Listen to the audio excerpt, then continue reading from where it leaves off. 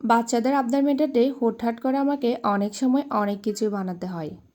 আজ তারা বাইনা ধরল তারা নাকি লেমন সন্দেশ খাবে। চাইলে আমি দোকান থেকে কিনে আনতে পারতাম, তবে আমি চেষ্টা করি সবসময় ওদেরকে বাসায় তৈরি খাবারগুলো খাওয়াতে। মাত্র 1 ঘন্টায় এই সন্দেশগুলো আমি তৈরি করে ফেললাম, আর খেতেও কিন্তু অসম্ভব মজা হয়েছিল। তাই ভাবলাম আপনাদের সাথে রেসিপিটা শেয়ার করি।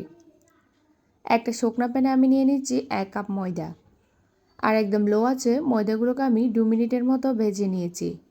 এতে করে ময়দার কাঁচা গন্ধটা চলে যাবে। ময়দাটা ভাজা হয়ে গেলে আমি একটা সাইডে রেখে দিব। অন্য একটা প্যানে নিয়ে নিচ্ছি 1 কাপ পানি, দিয়ে দিচ্ছি 1/2 কাপ চিনি। নেড়ে চেড়ে চিনিটাকে একটু গলিয়ে নিব, আর এটাকে আমি একটা শিরা তৈরি করে নিব। খুব বেশি ঘন করার দরকার নেই, একটু ঘন হয়ে আসলেই এখন এখানে অ্যাড করছি 1 কাপ গুঁড়ো দুধ। অবশ্যই এ পর্যায়ে চুলাটা অফ করে দিবেন, অফ করে গুঁড়ো দুধটা অ্যাড করবেন। শিরাটা এখন বেশ গরম আছে, তাই দুধটা একেবারে সুন্দর করে মিশে গেছে। দুধটা মিশে গেলে এখন এখানে দিয়ে দিচ্ছি ভেজে রাখা ময়দাগুলোকেও নেড়ে চেড়ে খুব ভালোভাবে মিশিয়ে নিতে হবে।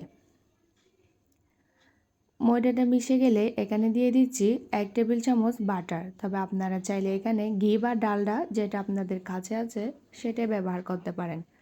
মিশ্রণটা এখনও বেশ গরম আছে, তাই বাটারটাও খুব ভালোভাবে মিশে গেছে।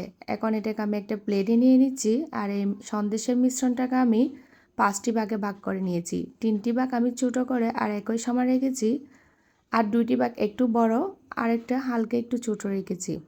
এখন এখানে আমি দিয়ে দিচ্ছি 1 থেকে 2 ফুটের মতো রেড ফুড কালার। ছোটো যেই 3টা অংশ আছে সেই 3টা অংশতে আমি ফুড কালারটা মেশাবো, আর খুব ভালোভাবে মিশিয়ে নিতে হবে। অন্য একটা অংশতে আমি দিয়ে দিচ্ছি অরেঞ্জ ফুড কালার, আর এবার আরেকটা অংশ নিচ্ছে, এখানে দিয়ে দিচ্ছি আমি 1/2 চামচের মতো কোকো পাউডার।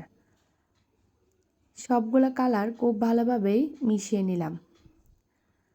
আর আরেকটা অংশতে আমি দিয়ে দিচ্ছি সবুজ ফুড কালার, এটাও আমি ভালোভাবে মিশিয়ে নিলাম। এই তো আমার 4টা কালার রেডি হয়ে গেছে। এখন এগুলো আমি একটা ভিজা সুতির কাপড় দিয়ে ঢেকে রেখে দিচ্ছি। এখন একটা র্যাপিং পেপার নিয়ে নিয়েছি, আর পেপারে কিছুটা আমি বাটার লাগিয়ে দিয়েছি, আর একটা কালার মেশানো অংশ নিয়ে এভাবে লম্বা একটা শেপ করে নিচ্ছি। তিনটাকে আমি এভাবে শেপ দিয়ে নিলাম। এখন সবচেয়ে বড় যে অংশটা ছিল সাদা অংশ, হালকা একটু বাটার লাগিয়ে এটাকে আমি খুব ভালোভাবে মতে নিয়েছি। এ পর্যায়ে এটা অনেক শক্ত ছিল, তবে ভয় পাওয়ার কোনো দরকার নেই। বাটার লাগাই এটা মতে নিলেই এটা কিন্তু আবার আগের মতো হয়ে যাবে। এখন একটা কালার মেশানো অংশ দিয়ে এগুলো আমি রোলের মতো করে ভাঁজ দিয়ে নিচ্ছি, আর সাথে র্যাপিং পেপারটাও মুড়িয়ে নিচ্ছি। আর এখন এটাকে আমি 10 মিনিটের জন্য সেট হওয়ার জন্য রেখে দিচ্ছি। এভাবে আমরা সবুজ যে কালারটা ছিল ওটা নিয়েছি, আর পাতলা করে একটা রুটি বেলে নিচ্ছি, আর সাদা অংশটা দিয়ে একইভাবে এটাকে রোল করে নিব।